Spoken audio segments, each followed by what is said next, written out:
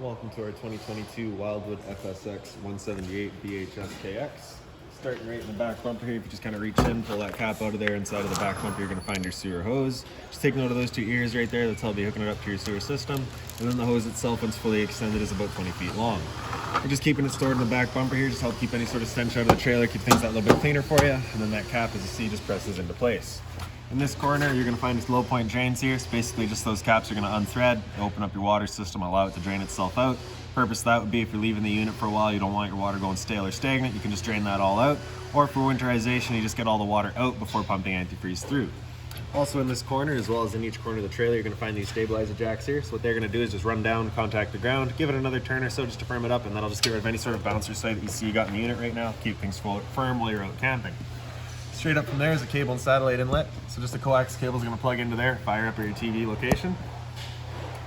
Let's step forward and find your sewer system here. So just that cap, you're going to kind of press it in, give it a little turn, and it pops out of there. You can see it's got the exact same ears that your sewer hose had, so it'll attach the same way. Press it in, give it a turn, clicks in, and there you go. On the right, you got a black valve. Black valve is controlling your black tank. Black tank is filled from your toilet, so that's of course going to be your dirtiest water. So when you're dumping your tanks, you're going to dump that first. Once that's done, then we'll come to the gray. Gray valve is controlling your gray tank. Gray tank is filled from your sinks as well as your shower. So typically cleaner water, so we'll dump that last to help keep that hose as clean as possible. Up from there, you've also got a black tank flush here, so you may notice over time after you've gone and dumped your black tank and you know for a fact it is empty, but your monitor panel is still reading 1/3 or 2/3, whatever it may be. Typically, that's just some debris inside of your tank hanging between the probes causing that misread. So what you're going to do is take your water hose, plug it into there, open up that black valve, turn on the water, and that'll just flush out that tank, getting rid of any sort of debris that could be causing that issue.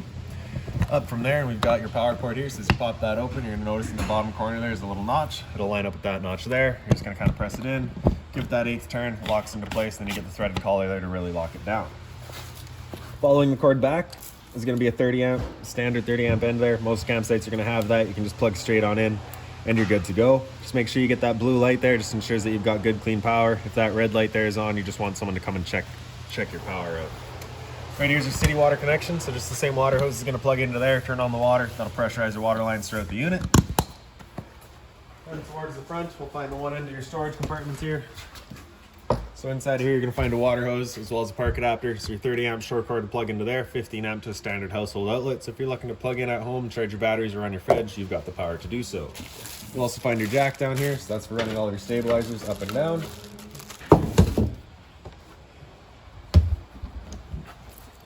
Around front of the unit, you get a little white box up here on the side of on the front of the frame there. So that's just your battery disconnect. So with that key out, that's your battery obviously disconnected. With it in, pointed up towards on, that's your battery now turned on.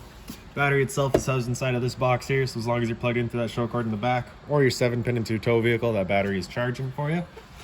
Propane tank here, just your standard barbecue style propane tank. You just don't turn in that valve to open it up. Simple as that. Standard tongue jack there, one way's up, the other way's down. On this side of the unit, you're going to find a solar panel plug-in. So you're just going to take your 2-prong plug it into there. That'll charge your batteries. Right by the entrance up top here, you've just got your stove vent. So propane stove is of course putting off fumes whenever you're using it. So you want to make sure this flap here is opened up so that your fan inside can evacuate your fumes. Once you're done, you're just going to kind of press it into place and it sits flush. Just ensures that no dust gets kicked up in there while traveling. Down below that, you're going to find the exhaust for your furnace. So if you're ever running a furnace, you just want to make sure it's not blocked off. It does get hot. Fresh water connection here, you're just going to unscrew that cap, take your water hose and plug it into there, turn on the water, and that fills up your freshwater tank. Your freshwater drain is just that plug back there. So basically you're just going to get this cap here, threads onto that guy there, closes off the tank, and then to drain it off you're just unscrewing that guy there, simple as that. Hot water tank here, so just get that keyway, you're going to line that up and you can pop it on open. All of your controls for turning this guy are just inside the unit, so once we get in there I will go over a reset procedure, and the button that I'll refer to is just right here. Before we turn it on though, we just want to hit that relief valve right there. Make sure that water comes out, that little bit of water coming out, it's just letting you know that tank is full. It's safe to fire it up and you're not going to burn anything out by doing so. Closing it back down, you're just lining up the keyway, locking it down, simple as that. Another step back and we've got your power outlet out here, so that is GFI protected, resets just inside of the unit. Your exterior kitchen back here, so you get your 120 volt fridge, so as long as you're plugged in, this fridge is going for you. Back on the wall there, you've got a power outlet for it as well as a USB charge. Then your griddle just pulls on out. You get that red handle back here. You're gonna flip that down. Just ensures that it holds it open. And then your quick connect there, you're just pulling that collar back. You can undo the hose. And then in the back of the barbecue here, you're gonna find the attachment for it. So you're just gonna pull that collar back, press it into place, make sure it's seated in there good. And then run your hose down the back of the units here. And then right underneath, you're gonna find your quick connect down here. So same sort of quick connect, you're pushing that collar back, attaching your hose. The only difference down here is that you get the addition of this valve here. So with that valve closed, you can obviously activate your quick connect. With that valve open, allowing the flow of propane, you cannot, so it's just kind of an added safety. So now that that's all hooked up, we can take this knob here and you're gonna push it in, turn it over and past the light. And once it clears the air out of the line there, you can see she fires right up. Once we're done, turn it back down to off. Close off that flow of propane at the trailer, disconnect our hose, make sure that dust cap gets back in there. Undo it from the back of the stove. We can just drop it down through there. And then I just like to attach the hose to itself, just ensures that absolutely nothing's getting in there. Flip that handle up, you can store it back away, and then really the rest is just storage space. To the back of the unit, we've got your exterior shower back here. So you're gonna get a key just like this little guy there. We can open her up. And then you get the standard head and hose, hot and cold water, of course. So if the dog's out getting muddy, you can spray him off before he gets inside. Lock her back down. And then also back here, we've just got your spare tire. And straight up from there, you're gonna find a pre-wired mount for an observation camera. So if you chose to go that route, it'll be installed right there. So now we'll make our way just inside of the unit. Your assist handle just up 90 degrees, falls into place, then you can open up the door. The door is on a friction hinge, and just real quick, I'll show you this. If you've got your door wide open, it contacts your awning. So if you're ever moving your awning, you wanna make sure your door's about 90 degrees. Your step, you're gonna grab that top step there and pull it straight out. Flip that bottom step over, then we can make our way inside. The first things first, once we get in here, we've got your fire extinguisher there, so that's standard. Pull the pin, point, and shoot. Right beside it is an LP detector, so propane's heavier than air. It'll sit on the floor. This guy will detect it and start going off just like your smoke detector would. Up from there, it's the center set of switches here. This one on the right does your one interior light. The rest of the lights throughout the unit just on their own center push buttons. This light switch on the left there does your awning light outside. And the awning itself is this switch in the bottom left here. So if you press and hold the bottom of that, your awning will make its way out. Again, watching that our door's at 90 degrees.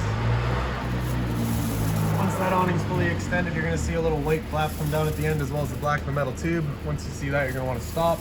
If you're to continue extending, it will actually wind itself up backwards, in which case the fabric will be underneath our tube, allowing it to then hold water, accelerating the growth of mold and mildew. So there's our flap just coming down. And I just don't quite have enough room to get to the black tube, but you can just see it coming out there. Now if it were to start raining, it's of course going to be holding some water, so what you can do is grab either arm, front or rear, and just pull down on it, and you can see that changes the pitch of the awning out at the head, allowing water to then run off. Now if you like that angle better, because it does give you more shade, you can do the same thing with the arm up front. Before you bring the awning back in though, you just make sure these guys are back out straight and fully extended, just so that we're not running the risk of bending anything.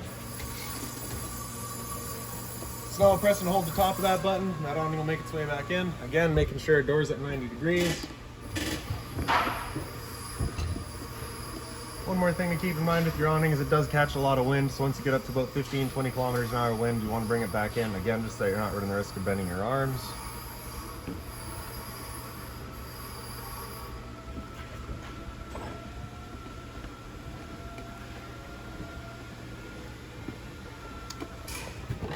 And there we go. So this switch right beside it is going to be for your slide out, so you press and hold the top of that and the slide will make its way out. Once that slide's fully extended, we're just going to hear some whines from the motors letting us know they've reached their stall. They will also automatically square.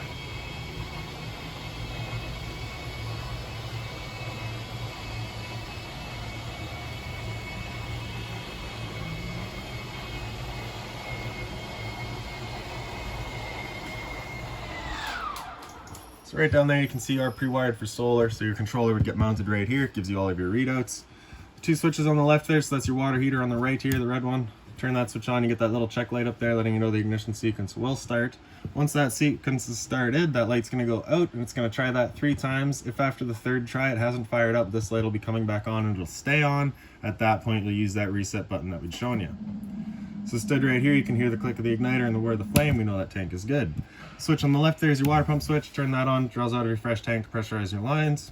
And then up top you get your monitor system. So on the left there we got battery. So you can see we're currently C for charging. G would be good, F is fair, L is low.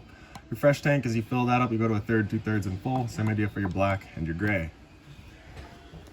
So up front, we've got kind of your bedroom area, I guess. A little bit of closet space there. Down below, you're gonna find the binder there has all of your owner's manuals and your remotes, any keys, anything like that for the unit you'll find in there. And that box there has a little Bluetooth speaker inside of it. So because we don't have a dedicated stereo inside of the unit, you do get provided the Bluetooth stereo. This right here is just the little access to your awning electricity or power wires. Down from there, we've got USB power as well as a power outlet.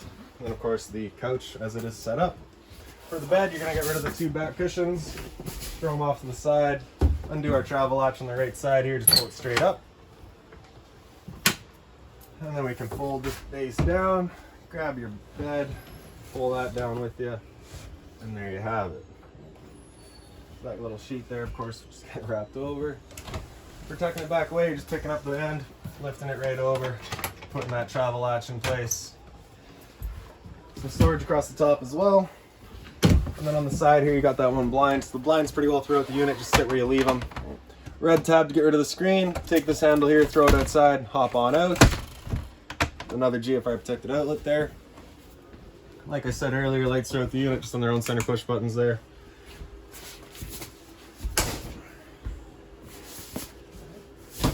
In your dinette, if you just kind of take your tabletop and just kind of wiggle it, you can get it up off of the table legs. Then your table legs will just kind of wiggle again. They'll come out of their bottom bases.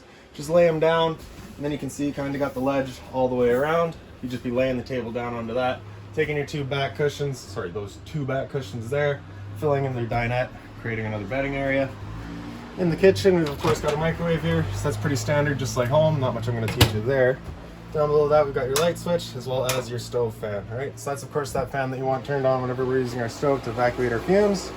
The bifold cover just flips on back, and then you're going to turn on those little lights there, turn it over to high, and then you can see she fires right up. It is automatically igniting. So the reason I say to turn the lights on first is because that's what activates your igniter. So you can see with them off, they do not work. Bifold cover just flips back down. Kind of rubber stoppers there, just gonna press them into place. Down below that, you get a little bit of storage. Below that, again, we've got your furnace. So I'll just say real quickly, once we do fire it up, you can actually see in the bottom left corner once it's fired up. So I'll just go through that a bit more once we get to it. A little bit of storage down below our sink, just being mindful of our drains and our water lines. Of course, don't want those broken. This panel right here, if you just get rid of that one screw down in the bottom, it gives you access to your hot water tank for your bypass valve. So if you're looking to winterize the unit, you'd be going right in there. Up from there, you've got your sink, hot and cold water, of course, mobile head. You do have the hard covers as well, dual basin sink. Right above the sink, you also get a little light there, USB charging and a power outlet in the back there too. Up from there is a little storage cabinet. And then we got your fridge here. So we got your freezer up top, temp selections right in the back. Down below, you get your fridge, temp selection top and center. It is 12-volt fridge, so as long as your battery's charged or charging, it is going for you. Converter down here, press the top and center, pops on open, get all of your breakers on the left side there. Whenever a breaker breaks, it's gonna sit in the middle, so just turn it off and then back on. On the right side, we get all of your fuses. Access to your water pump is those 2 screws right there. You do have a winterization kit installed already. Into the bunk rooms, so they're pretty well identical. You get the one light up top, you have the USB charging on the side. Down below is again the same, we get the light and charging. And then down below that is just kind of a doghouse storage. Up on the wall here, you've got your thermostat control. So this is for your furnace. With that slider all the way over to the left, that's it turned off. All the way over to the right, it's going to be max heat. Anywhere in the middle is your temperature selection, and then you just get your readout across the bottom there. So like I said, once this furnace fires up, you will be able to see that flame in the bottom corner. And so just while we're waiting on that, I'll just kind of mention real quick that this guy does not have any ducts. It's just dumping all of its air right here. So if you're looking to move the air throughout the unit, you might want to get yourself a fan just to move that air throughout. So you can just see that little blue glow down there. That furnace is good. So that slider all the way over to the left, you'll hear it click, and that's it turned off. USB charging, straight up from there, you've got a TV backer here. So if you're mounting a TV, it's going right there.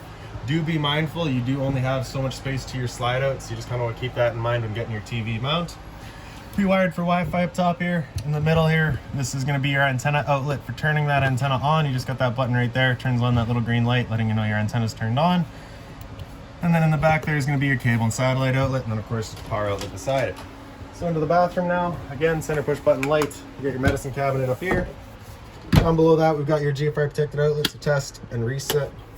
Hot and cold water, of course. Bit of storage down below. Again, mindful of our drains and water lines. Behind me, you just get the standard shower, standard head and hose. Right up from there, you've got a roof vent. You're going to turn that knob to open it up, and in the back, you get that button there, turns on the fan. And for your toilet, just flips on open. You get your flusher on the right side here. Simple as that.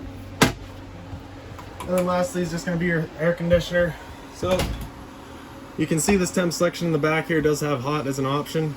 This air conditioner does not have a heat strip installed, so that heat will not work. So we're just going to be leaving that in max cool. That front selection dial, so you get 2 low cools, right? So that's just low fans, just running. Sorry, low fan. It's just going to be running the low fan, of course. High fan is just the high fan running, just moving air. Once you get into that low cool setting, at that point you're going to start actually getting your cooling, your compressor cut in and out.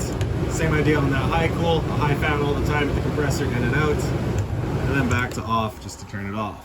For controlling your air, you basically just get a little louver on either end, just controls where your air is getting shot, and that is about it. If you've got any other questions on the unit, please feel free to give us a call, 204-237-7272.